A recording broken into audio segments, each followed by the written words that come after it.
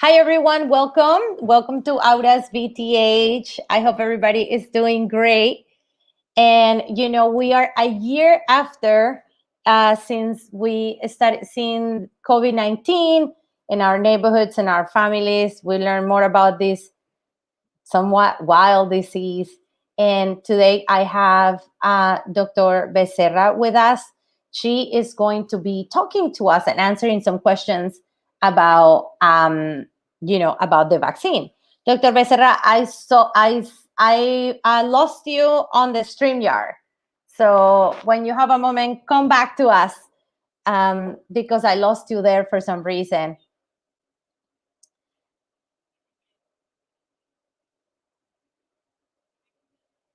There you go. Beautiful. So in the meantime, let me tell you a little bit about Dr. Becerra. She is a fellow Venezuelan. Actually, very exciting for me to learn this. Okay, let me see. I have a little intro for her here. She is a study manager at the Texas Center for Drug Development.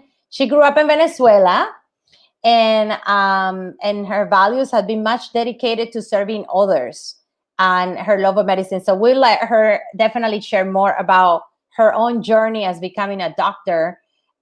So since she was little, she felt that her personal mission was to help communities that need it most. And at age 7, she remembered just telling her family about discovering something that was going to change people's lives. So I definitely want to hear more about that part of you too. So Dr. Becerra moved to Houston in 2013 to pursue her dream of working in clinical research.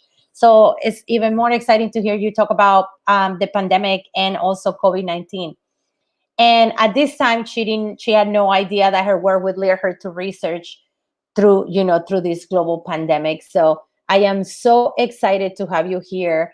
And let me see if I finally can bring you to the StreamYard. I still don't have you on the StreamYard to stream on Facebook. But thank you. Thank you so much for being here. And thanks, everyone, for your patience. And maybe in the meantime, what you all can do while Dr. Becerra is trying to join us is to write your questions. Give us your questions and we can, so that we can answer them and that she can share more. So let's see how I can troubleshoot this real quick.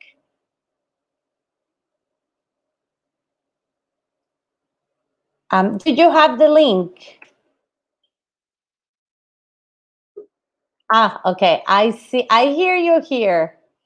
Okay, so do me a favor and lower all the volume that you can on your phone. And I think you're perfect right now, but I can still feel the echo. Okay, but we'll let you guys, let me know if you guys are hearing an echo.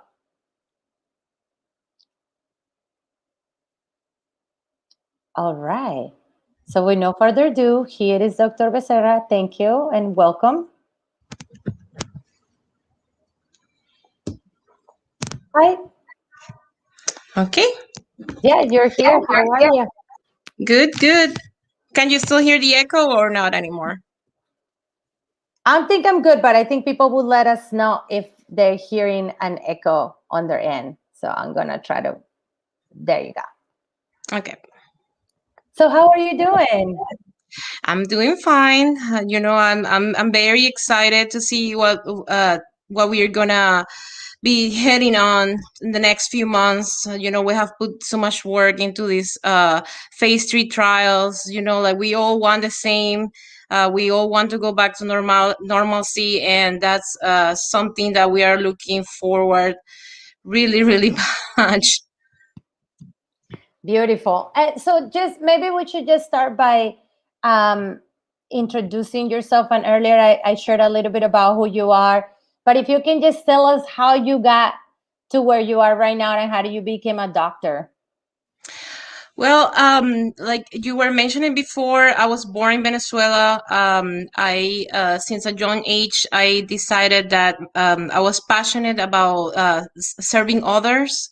And as I was growing I when I took like science and biology, that was something that was like I felt passionate about, and I think I got that call since an early age. And when I finally was time to go to college, I decided to apply to med school. You went to And med school here in the United States. I went to med school in Venezuela. Oh, so you went to school in Venezuela. Excellent. Yes, and it's 6 years there. I finished. I graduated with honors from my college university, and when I finished college, I worked for a year with the government from the town where I was from.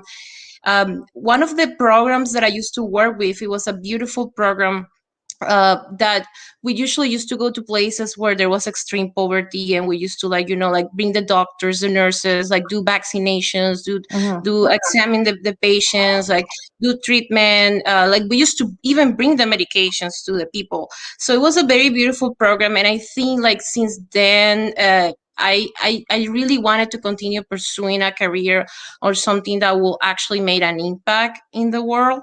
So I decided to move to the States, specifically to Houston, because as we all know, Houston is one of the leader cities in medicine and in research around the United States, and I will say even around the world. And that's why I decided to move here. When I came, I applied to different programs. I even tried, like, surprisingly, I even tried to be a volunteer in one of the trials, because I wanted to see, like the perspective from the point of view as a volunteer in one of these trials. And at the end, like the company that I'm working for, like this clinic, is a research dedicated site. Like we only work with clinical trials. I really like their offer that they make me, because they wanted to help me develop my career on research and learn everything from like basically from scratch, and to the point that where I am right now. And of course this is a continue learning every day. Excellent. Well, thank you so much for being here. And for those of you that are just tuning in, I'm talking to Dr. Becerra. We're going to have a little Q&A about the vaccines. I actually just got vaccinated last Friday, so I have a few questions and comments about it. I met Dr. Becerra in Clubhouse. We, on last Sunday, she was having a talk, a very lively talk about the vaccines and the reactions, secondary effects, and a lot more. So if you guys have questions, please post your questions on the comments. And Dr. Becerra, I left a note for you in a private chat here. But if you have any questions, or if you guys have any comments, please feel free to begin. So, with no further ado, I want to just start from the beginning. See you, Venezuela. I know it's very exciting for me to see fellow South American, folks to have this conversation with some other folks from South America. So first question that I have for you is, tell us about how these vaccines are being developed. Well, first of all, like you have initial preclinical trials, which is like what people hear about, like, oh, this was tried like in vitro, or it was tried in animals. And usually the idea of a preclinical trial is to have a better understanding how these work and how this can make a difference in a specific area. In this case, it will be like the idea was to see how can we find something that will help us stop this virus, right? So after preclinical phase is ready, then you get approval to move into clinical trials, which is like the part that where we test in humans. You have 4 phases. Usually you have phase 1, phase 2, phase 3, and phase 4. Phase 1 is usually the initial small trial where we're testing to see if this is safe to be used in the humankind. Once that this is proved to be safe, then it moves towards phase 2, where phase 2 you try to find what is the best dose that is gonna give me the endpoints that I'm looking for, like if it's actually working. And you also start collecting data of like safety data initially. After phase 2, that you find what is the best dose that cause less side effects, then you move into phase 3, which are like these big trials that they usually are more than 1,000 people. In this case of the COVID vaccine trials, we were testing that between 30,000 to 40,000 people, not only in the US, but we also were testing them around the world. So it's usually these are international trials, and the idea is to see long-term how these actually works, like the efficacy of it, like what percentage of efficacy this has, and also it's looking at the safety, like the side effects, what is most common. And the idea is that once that you collect that information, you present that for an approval to get a license to actually release this vaccination, in the case of the COVID vaccines, to the market, so people can get vaccinated, because you have proven that the benefits are more than the risk, and also that it I apologize because I don't know what's going on with my phone. I think your internet connection on your phone is a little spotty. And I think people are getting an echo. So if you can lower your volume when I'm slower both volumes of computer and phone, it would be good. Yeah, it's all the way down. I'm not sure why it's still, but I I'll apologize just mute myself when I'm not speaking, and I hope you can do the same. Okay. So, well, as like I was saying, in phase 3, also once that you have showed that the benefits is bigger than the risk, and that the vaccine is safe to be used, and that then you release this to the FDA, and the FDA decide if you want to approve it to go into the market so people can get vaccinated. And then you have phase 4, that usually phase 4 is to see like more like long-term side effects, and this usually is like after the vaccination has been approved. In the case of the vaccines, it has been a little bit different, because you have this that is called EUA, or emergency use authorization, and it's due to the pandemic. This is like a critical situation that we need something like that is not available at the moment, and you need it like right now, because you need to start vaccinating people, and that's why FDA has granted this type of EUA. So it is unusual to, okay, so I can hear the echo too, but maybe you can mute yourself while I'm talking. But so it is unusual to develop a vaccine so quickly. Yes. So in the case of so we have to start from saying that there's two types of vaccination technologies, or biotechnologies. You have conventional vaccines, which are the vaccines that we have been using since, I would say, since the vaccines first started, right? Probably since the early 1900s. And then you have these new novel technologies, which is the messenger RNA vaccines, like the Moderna and the Pfizer vaccines. So one of the biggest difference between these two type of technologies is that the conventional ones, you usually need too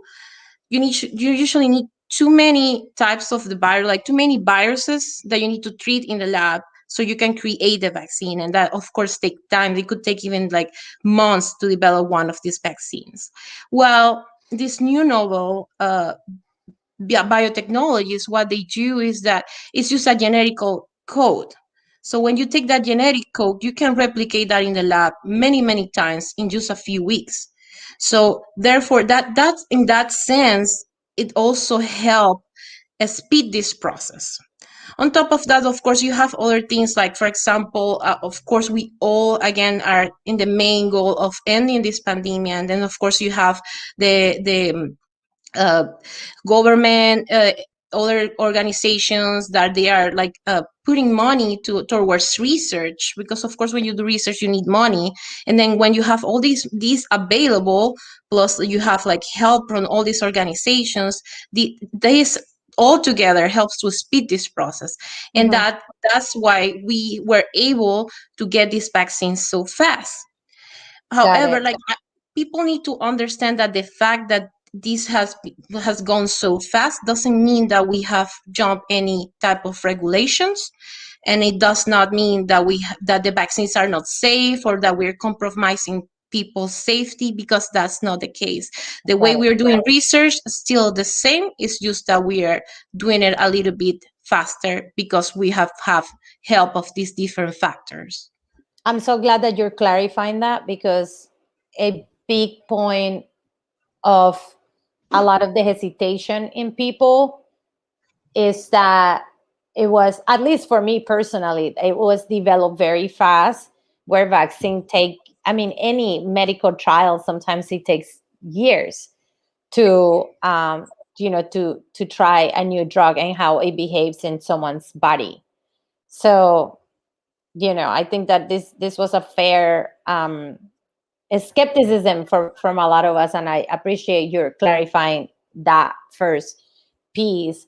So, okay, we now have a menu of different vaccines. In fact, different countries have developed their own. We have China, Russia. The United States has three different kinds that we have made available for the public. Tell us, very high level, what are some of the differences between the three vaccines that now are available for the public here in the United States? Okay, so let's just start for these novel vaccines that we were mentioning. These are Moderna and Pfizer. As I was mentioning, they work with a generic code, which is the messenger RNA. Both of them, they have the same base technology, which is that messenger RNA. So the idea of that genetic code is that once that you get vaccinated, it goes to your cells, and then it generates like a code that then your cell is gonna read that code, and it's gonna produce this protein spike that is part of the virus. And what this spike, what it does is that it calls your immune system to react and attack. That way, when if at some point you get actually infected with the virus, then this is ready to attack, because you already have that in your antibodies and in your memory cells, that they can recognize that has been there and that they can attack. So that's the way this mRNA works. So Moderna and Pfizer, in that sense of like the mechanism of action, how they work, is they are very similar. What changed is like for Pfizer, you give the second dose after 21 days, and for Moderna, you have to give it after 28 days. So that's one of the main difference. The other difference is the temperature for storage and to storage and distribution. Although that has changed a little bit, like initially Pfizer, like the storage had to be like below 70 Celsius, and now they have shown that it doesn't have to be like that. It can be like in a minus 15, which is like any refrigerator that is for example, in a pharmacy can go at minus 15. So that is helping more for distribution, of course. So that used to be one of the main difference, but now it's not a difference anymore, because we have shown that these vaccines still stable at that temperature. Mhm. Now, I think the third one is the Janssen vaccine. Yeah. So yes, so the Janssen vaccine is from Johnson and Johnson Pharmaceutical. So this vaccine works a little bit different. It's more a type of conventional vaccine. Basically, how it works is that they took this type of virus that's called adenovirus, and what they do is that they treat that in laboratory. They remove the let's say the infective part of the virus, and they just use it, let's say like if it was like a bus, like a car. And then what they do is that they put this DNA code inside that car, so that adenovirus, which is the car, can take that code inside the cell, and then it can again create those copies that create the protein spikes so it can generate the immune response. That's another difference. And of course, as we know, Janssen only has 1 dose versus 2 doses from Pfizer and Moderna vaccines. I will say that those are the main differences. And of course, because it's a conventional vaccine, it can be stored at temperatures that are not a limit at all. Like they're easily to be stored in a pharmacy, for example. And in addition, the Johnson & Johnson is only 1 shot and not 2. So here is the $1 million question for you. Because a lot of people asked me this after the fact when I took my Johnson & Johnson vaccine.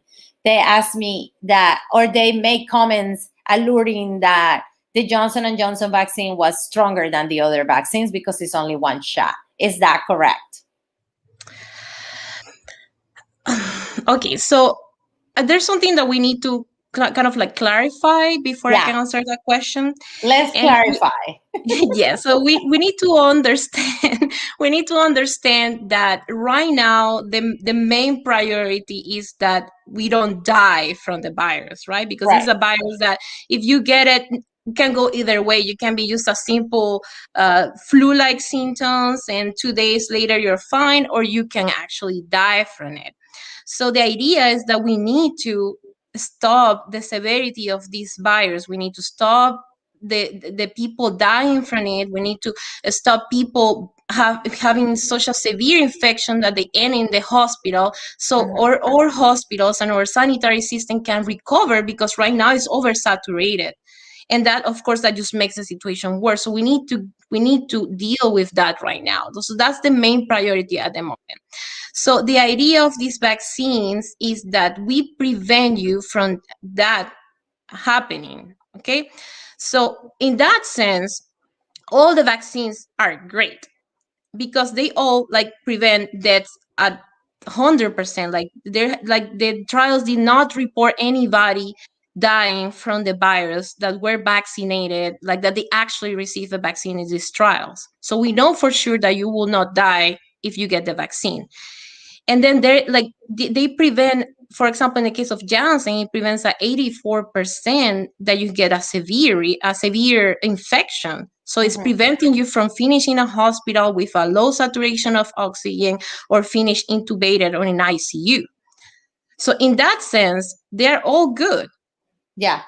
Now that they're not. So just to be clear, this vaccine does not make you immune to COVID-19, which I think is something that people are thinking about. People think that, oh, now I got the vaccine, so I'm never gonna get COVID. There's where we go about those efficacy percentages. Of course, you have Pfizer, Moderna, they have 94.5% versus 72%. And for the Janssen in the US is 72%, and you have 66% in Latin America.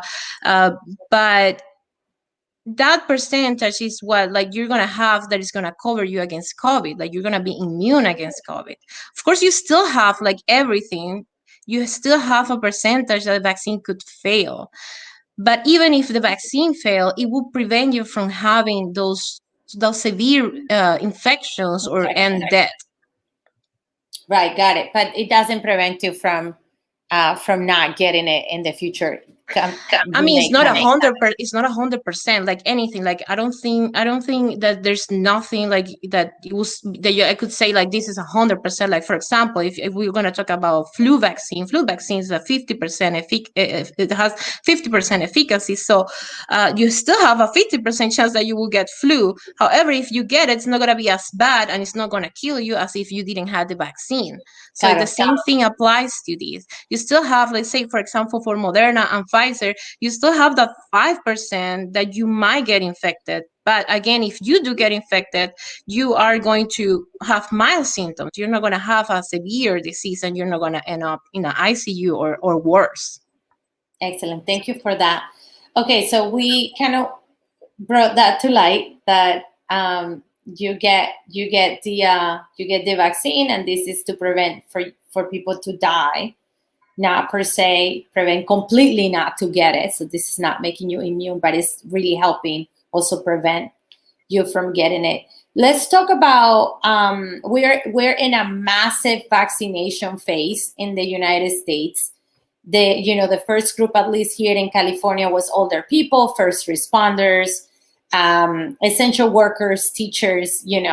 Lots of people are becoming the vaccine is becoming accessible to a lot of other people, and in fact it's not reaching enough certain groups, and we see definitely the equity piece of getting vaccinated or having the opportunity to get vaccinated.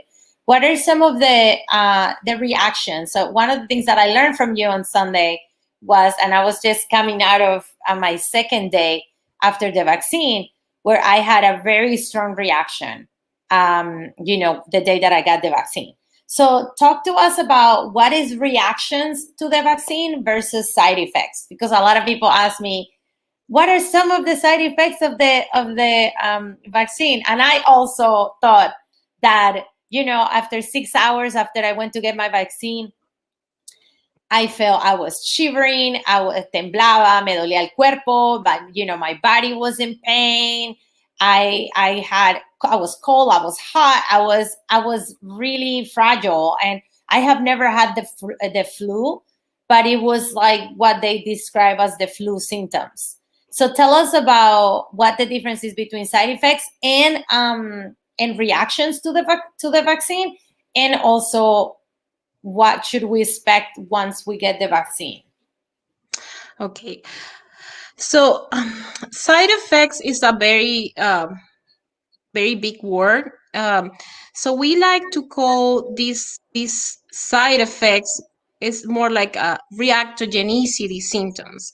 And reactogenicity means basically your body is reacting to what it is in the vaccine. So it can create all this immune response. So because you are the first dose, you are giving it, and you don't have an idea of like your immune system doesn't have an idea what it is, right? Like it's just recognizing it, and then they are seeing that as something that does not belong to your body, and that they need to respond in order to defend your body. So all these symptoms that you see, these reactogenicity symptoms, are part of that. And of course, you will hear people, like, for example, in the case of the 2 doses vaccines, that when they get the second dose, they might have not felt anything in the first one, or they just felt a little bit, but then in the second one, like, they feel bad, because the reason for that is that your body's already recognized what you're giving it, and then it's already prepared. It's like there's a defense line that is already prepared to attack, different than the first one, that when you first gave it, and then there was no defense because they didn't know what it was. But in the second one, like when you go 21 days later or 28 days later, your body already recognized that, and it's already ready to attack. It's just it's going to form more soldiers, for saying it like that. So between those reactogenicity symptoms, you can divide that into two types of reactogenicity symptoms. You have the local ones that are in the area of the injection, and then you have more systemic side effects.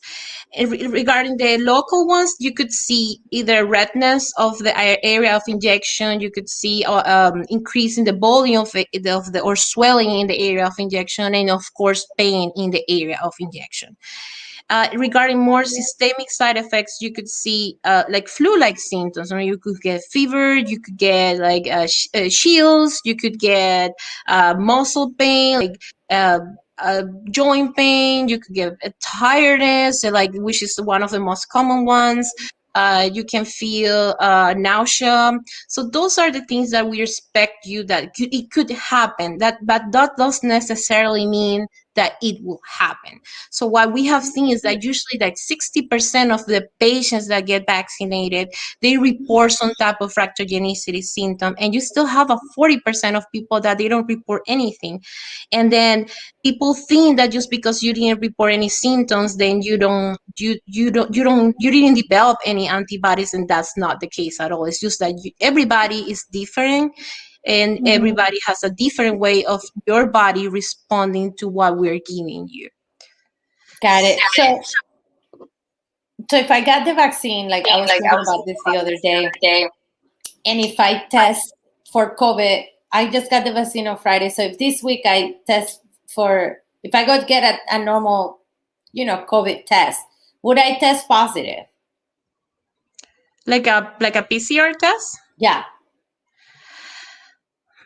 Not because of the vaccine, if that's your question. Now, there's something that could happen that is a little bit tricky, and it's like when you get infected with COVID, you have 14 days that is kind of like the window that a PCR could be positive. Mm-hmm.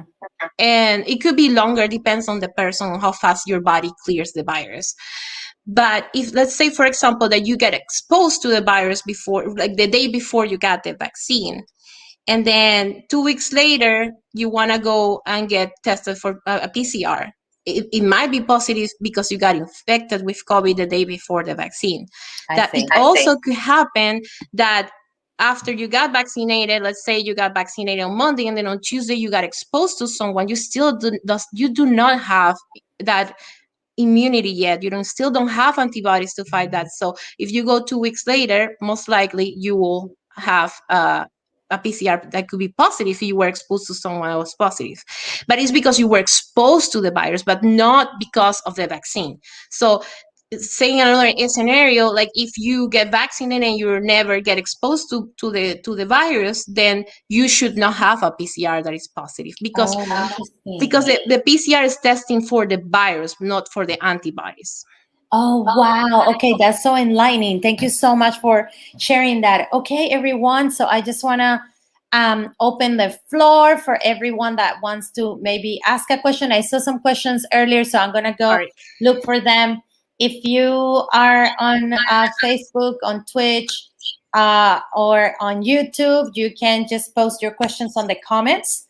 We're having a conversation about vaccines, and Dr. Becerra is a researcher actually on this topic in Texas, and she's been answering our questions around the COVID-19 vaccine, and we have been covering a lot of different topics. You can also ask away, guys, here on Instagram. So let's see what questions. Let me see. I don't see the questions here. They disappeared. Okay, let's see if I can go back on the chat and see what people have said. Okay, a lot of people saying hello. This is not a question related to COVID-19, but someone is asking if you would born again, if you would again study medicine. Oh, yes. I guess somebody was no hesitance on that. That question. Okay, so question to you: in the trials of the vaccination, or in the results that we had so far, and of course knowing that this came around very quickly and it happened, the distribution had happened very fast. Are there any differences between reactions from the vaccines related to race or even gender? So you mean like side effects? So are any of the vaccine, because this is another myth, I think, that is out there, that it hits people of color more, or Black people, or Latinos, or, that when you get the vaccine, certain groups, their reactions are different. Okay. So I'm curious to hear if this is really true. Yo sé que esto es un mito, pero quiero preguntarte. Actually, it is half true. So it's true. Okay, yes. There you go, guys. Yeah. So and I'm gonna explain why. So it's not that because you are a certain color or certain ethnicity, you are 10 or more prone to develop more side effects, because what the trials show is that side effects are the same across all races. Okay. Now, how it can change, and this does not depend specifically on your race, it's just that when you are seropositive for the virus and then you get vaccinated, which means like if you were infected or previously infected with the virus, you develop your own natural antibodies and then you go and you get vaccinated, there is a very high likelihood of you having more reactogenicity symptoms than a person that was never exposed to the virus when they got vaccinated. What happens is that when you are part of a minority group, unfortunately, our communities have been more impacted by the virus than others. So therefore, just because we are part of a minority group, we have a higher likelihood of have been infected at some point in time, which not necessarily means that we were sick. We could have been just like asymptomatic carriers of the virus. And we already still produce that immune response. So when you go and get vaccinated, and if just because of the fact that you were at some point infected by the virus, then the reactogenicity symptoms are more strong, for saying it like that, or you can express more than a person that was never exposed to the virus. Interesting. That's, well, I didn't know that. Yeah, thank you for sharing. Okay, so quiero como que tengamos un poquito de esta conversación también en español, porque ya llevamos media hora más o menos hablando de la vacuna en inglés y me gustaría que habláramos un poco también en español sobre esto, porque pienso que en la comunidad latina y en la comunidad de habla hispana hay muchos mitos, hay mucha misinformación, poca información, mala información sobre lo que está pasando con las vacunas, al punto de que hay muchas personas mayores, personas de todas las edades, no se quieren poner las vacunas porque no son seguras o tienen la idea de que no son seguras. Entonces, ¿nos podrías contar un poquito de qué se tratan las vacunas? ¿Cuáles son las diferencias, por lo menos entre las tres que conocemos nosotros más o menos aquí en los Estados Unidos? Sí, por supuesto. Bueno, como todos sabemos, ahorita hay 3 vacunas que están aprobadas. Tenemos la vacuna de Pfizer, la vacuna de Moderna y la vacuna de Janssen o de Johnson Johnson. La vacuna de Pfizer y Moderna son 2 vacunas que son muy parecidas. Son 2 tipos de tecnologías novedosas o de biotecnologías novedosas que básicamente como actúan es a través de un ARN mensajero. Este ARN mensajero es el que está dentro de la vacuna. Al inyectarlo, este ARN mensajero llega a la célula. En la célula lo que hace es básicamente como generar una señal para que la célula produzca esta proteína S, que es la proteína que forma parte del virus. No quiere decir que infecta, sino que simplemente genera una respuesta inmune en nuestro cuerpo. Es la manera en que estas 2 vacunas actúan. La diferencia entre ambas es que una básicamente pues la tienes que dar la segunda dosis a los 21 días, que es la de Pfizer, y la otra pues tienes que darla a los 28 días, que es la vacuna de Moderna. Más allá de eso, realmente no hay gran diferencia. Inicialmente, pues hablábamos en cuanto a lo que sería el almacenamiento de la vacuna. La de Pfizer requería que fuera una temperatura que era bastante extremadamente fría, por debajo de menos 70 grados Celsius, pero eso realmente ahora han probado que la vacuna se mantiene estable a menos 15 grados Celsius, lo cual es algo más fácil de encontrar en cualquier farmacia, por ejemplo, sí, que por lo menos menos 70, que es bastante difícil de encontrar. Y también, por supuesto, para distribuir y mantener la cadena frío de la vacuna. Por el otro lado, la vacuna de Johnson Johnson es una vacuna un tipo más convencional, un tipo de vacuna que son el tipo de vacunas que generalmente hemos usado en el pasado. Esta vacuna es básicamente es un adenovirus que lo han tratado en laboratorio y le han quitado toda la parte infecciosa del virus, y lo que utilizan, yo explicaba ahora antes en inglés, que es como si fuera un carro, ¿okay? Nosotros llamamos vector, porque la idea es guardar allá adentro algo para llevarlo hasta la célula. En este caso, guardamos un ADN, que es el que va a codificar más adelante cuando ese llega a la célula, va a ese vehículo o ese carro va a llegar hasta la célula y allí va a dejar que ese ADN genere las copias para enviar la señal y producir la proteína S, para que entonces la proteína S genere la respuesta inmune. Y por supuesto, la gran diferencia entre esta vacuna y las otras vacunas es que es una sola dosis. Ajá. Sí, y yo temprano comentaba que yo me puse la vacuna de Johnson Johnson el viernes, es una sola, y como 6 horas después de que de que me puse la vacuna, tuve una reacción bastante fuerte. Me dolía el cuerpo, me dolía la cabeza, pensaba que me iba a morir, tenía frío, tenía calor, era como los síntomas de lo que le llaman la influenza, que a mí, yo nunca he tenido la influenza y de hecho nunca me he hecho vacunar contra la influenza.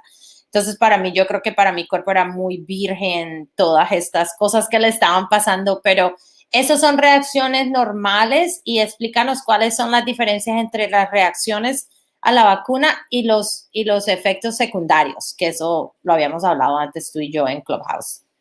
Sí. Quería explicar a la gente que la palabra efectos secundarios es un poco fuerte. Realmente nosotros describimos eso como efectos de reactogenicidad, porque básicamente tu cuerpo está reaccionando a lo que le estamos inyectando para generar esa respuesta inmune, generar esos anticuerpos, esa memoria celular, para que si en algún momento te llegas a exponer con el virus, pues ya puedes defenderte contra el virus. Podemos dividirlo en dos tipos de efectos secundarios o de reactogenicidad. Tienes los efectos locales como enrojecimiento, aumento de volumen del área y por supuesto dolor en el brazo donde recibiste la inyección. Y tiene efectos más sistémicos como por ejemplo puedes tener síntomas como los que tú tuviste, que fueron síntomas como si fueran de gripe. Puede ser una fiebre, dolores musculares, escalofríos, dolores en las articulaciones, cansancio es una de las que más comunes, puede haber dolor de cabeza y puede haber incluso náusea. Sin embargo, es bueno aclarar que estos síntomas se van. O sea, generalmente deberían desaparecer dentro de las primeras 72 horas y lo mucho que deberían durar no debería ser más de 7 días. Esto se debe a que la gente tiene que entender que la vacuna no te está dando el virus, sino que simplemente lo que estamos es detonando esa respuesta inmune. Y por ende, después de hacer eso, estos efectos desaparecen, porque no es el virus, es simplemente una partícula muy, muy pequeña que genera esa respuesta inmune.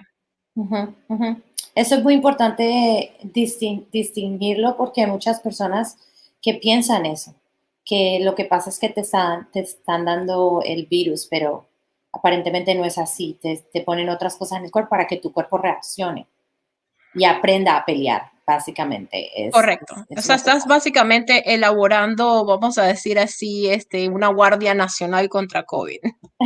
Sí, sí, sí. A ver, otras preguntas que me estoy acordando de lo que hablamos en inglés un poquito. Yo te pregunté que hay muchas personas que piensan que a los latinos o los afroamericanos o a los asiáticos en este país, que la vacuna nos da diferente. Esto es verdad, que la vacuna es diseñada y nosotros por nuestra etnicidad respondemos diferente a la vacuna. ¿Eso es verdad? Como te estaba explicando anteriormente, ahora vamos a hablarlo en español para que la gente entienda. Esto es su parte, ¿verdad? Por así decirlo, pero no es que sea verdad, sino que cuando una persona está seropositiva, es decir, que algún momento se infectó con el virus de manera natural, se expuso y pues creó anticuerpos y después se vacuna, generalmente esa persona va a tener más síntomas de reactogenicidad que una persona que cuando se infectó con el virus no tuvo ningún tipo perdón, disculpa, cuando una persona está seronegativa, quiere decir que nunca se infectó con el virus. Entonces, cuando la persona se vacuna, no hay tantos síntomas de reactogenicidad. O sea, sí existen, sí puedes reportarlo, pero la gente que estuvo alguna vez expuesta al virus reporta mayor o más fuertes. El problema es que nuestras comunidades latinas, o sea, comunidades afroamericanas, han sido las comunidades que han sido más impactadas por el virus. Entonces, no necesariamente quiere decir que tú si te infectaste y no tuviste síntomas, sino que puede ser que hayas sido asintomático o un portador asintomático y igualito desarrollaste esos anticuerpos. Entonces, cuando vas y te vacunas, tienes más síntomas de reactogenicidad debido a eso. Es por el hecho de que nuestras comunidades han sido más afectadas por el virus, pero no porque haya alguna diferencia como tal en cuanto a tu raza o en cuanto a tu etnicidad, porque lo que los estudios mostraron fue que los efectos adversos o de reactogenicidad se mantuvieron igual en todas las razas y etnicidades. Sí. En todas las razas. Ok, perfecto. Entonces, una cosa que nos aclaraste en inglés que quiero recordarle a la gente es que la vacuna, cualquiera de las vacunas, no te hace inmune a que te dé el COVID. Entonces, explícanos un poquito de qué se trata eso, porque hay mucha gente que piensa, como el polio, me voy a poner la vacuna del polio y nunca me va a dar polio. Entonces, yo pienso que hay muchas personas que piensan eso. Explícanos bien cómo se maneja ese concepto con el COVID, con la vacuna del COVID. Sí, o sea, no, sí te da inmunidad. Lo que pasa es que volvemos otra vez a porcentajes, ¿no? Si, para Pfizer y Moderna tienes entre un 94.5 y 95% de eficacia de protegerte contra enfermedad leve a moderada del virus, del coronavirus, y para Janssen tienes un 72% para lo que es Estados Unidos, un 66% para Latinoamérica. Pero por supuesto tienes ese porcentaje que la vacuna podría fallar, pero sin embargo, así fallara la vacuna, todavía la vacuna te protege muy cercano a un 100% de enfermedad severa, hospitalización, terminar en una UCI intubado o la con un muerte. ventilador. Exacto. Y por supuesto un 100% a morir contra el virus. Entonces, si llegases a hacer ese porcentaje que se infecta, todavía no vas a morir de eso. Entonces, sí tienes inmunidad, solo que existe posibilidad que podría fallar, pero sin embargo evita que te enfermes de manera severa con el virus, sino que simplemente serían síntomas leves del virus. Ya te entiendo. Tenía otra pregunta sobre... Oye, ahora, antes de tu pregunta, y disculpa que te interrumpa, hay algo que es muy importante que la gente entienda acerca de lo que es la inmunidad rebaño. Quizás hayan escuchado ese término y idealmente a medida que la gente se vacune, vamos a alcanzar inmunidad rebaño. Quiere decir que a algún punto va a haber tanta gente vacunada que ya la gente no se va a infectar más. Entonces, si quedas del porcentaje si eres del porcentaje que te vacunaste, pues estás protegido. Y si eres del porcentaje que no te vacunaste, igual vas a estar protegido por esa inmunidad de rebaño, porque ya es como que si, vamos a decir, eso se llama la cadena epidemiológica, se corta y ya no hay más transmisión de una persona a otra, porque la mayoría de la población, en este caso, necesitamos que sea un 70% de la población a nivel mundial que esté vacunada o que sea inmune al virus, para entonces generar esa inmunidad de rebaño y cortar la cadena epidemiológica del virus. Esa era la pregunta que te iba a hacer, o sea, ya que a muchos de nosotros nos están poniendo las vacunas, entonces si alguien tiene COVID, es más fácil que se nos pegue o no, y me acabas de contestar que pues es de hecho buenísimo, y para mí esa fue la decisión que yo tomé porque yo tenía muchas dudas también. Yo he sido muy honesta con esto, de que yo tenía muchas dudas sobre ponerme la vacuna porque yo soy una persona muy saludable y usualmente de hecho no tomo muchas medicinas. Yo soy de esas personas. Entonces, para mí, como ponerme cosas en el cuerpo que son químicas fue bastante, pero entendí a un punto que esto no era únicamente para mí, sino para toda la comunidad. O sea, de que yo estar saludable estaba ayudando a otras personas que tienen que estar saludables para que no se enfermen. Entonces, esto es importantísimo. Te quiero agradecer tanto. Te voy a hacer esta pregunta en español, pues porque ya estamos hablando en español, pero alguien estaba preguntando que si tú tienes algunos tips o qué piensas o qué puedes recomendar para las personas que son antivacunas. ¿Cómo podemos, how do we approach, cómo podemos llegarle a estas personas que de verdad, o sea, y yo tengo, o sea, cuando yo hice 3 videos, el día que me puse la vacuna, cómo me sentía, al día siguiente, cómo me sentía, al día siguiente, o sea, yo he hecho varios videos explicando mi experiencia y de verdad para mí ha sido fuerte porque hay muchas personas que me han dicho, nunca en la vida yo me voy a poner eso, te agarraron pues descuidada, no lo hubieras hecho, o sea, hay muchas opiniones y yo estoy firme con mi decisión. Pero, ¿tú qué recomiendas para las personas que tienen amigos y que tienen personas que conocen que están en contra de las vacunas? Ahora, mira, eso es un tema tan complicado. Sí. Lamentablemente, la gente, uno como ser humano, siempre tiende a crear ideales, creencias y crees fielmente en tus ideales y es muy difícil. Allí no entran balas, así decimos en Venezuela, no sé en Colombia. Tú puedes mostrarle cualquier data científica que tú quieras, donde muestres todo, les puedes refutar todo desde un punto de vista científico. Ellos nunca van a entender eso. O sea, el que cree fielmente en sus ideales, tú no le vas a cambiar eso. Es igual que un ideal político, un ideal religioso. O sea, si tú crees en eso, es muy difícil que tú cambies eso.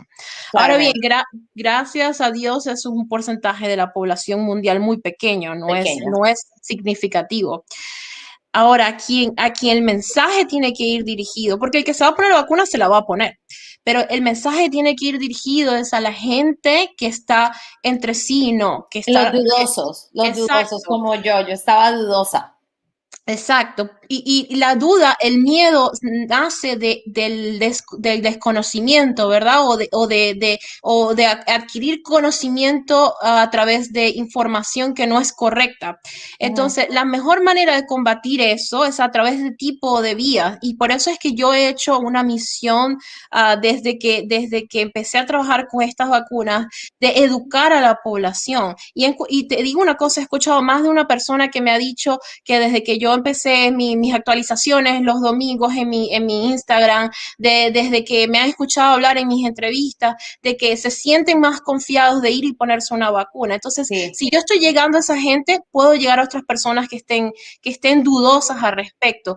Y la idea es que tú tienes que dar los conocimientos, educarlos para que ese miedo se acabe y proveerlos de fuentes fidedignas de información, donde tú consigas información, no la cadena que me pasaron por WhatsApp, ni por Facebook, ni lo que me dijo el vecino, no, es buscar información de la CDC, de la FDA, de la Organización Mundial de la Salud.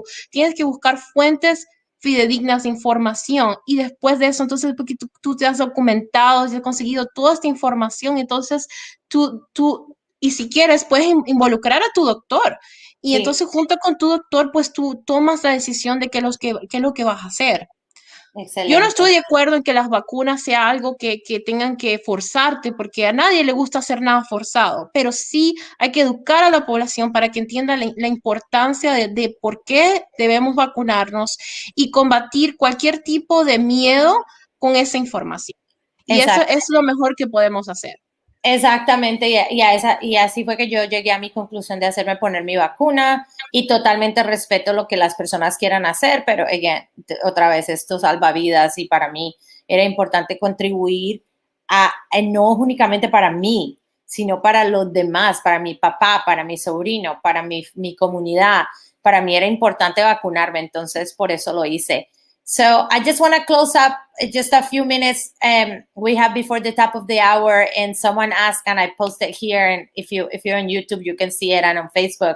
Do you have any thoughts or suggestions? And we just went over this in Spanish, by the way, or approach to deal with people that are anti-vaccine. So any thoughts or suggestions to approach those around who are anti-vaccine?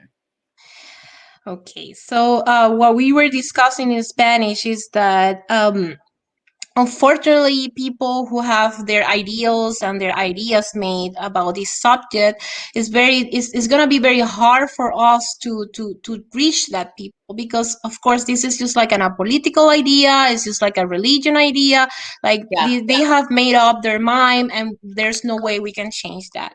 Now, the people that we do need to reach is the people who are hesitant about it, and the reason why they're hesitant is because there's something that they are fear of, or because they have lack of knowledge about this subject.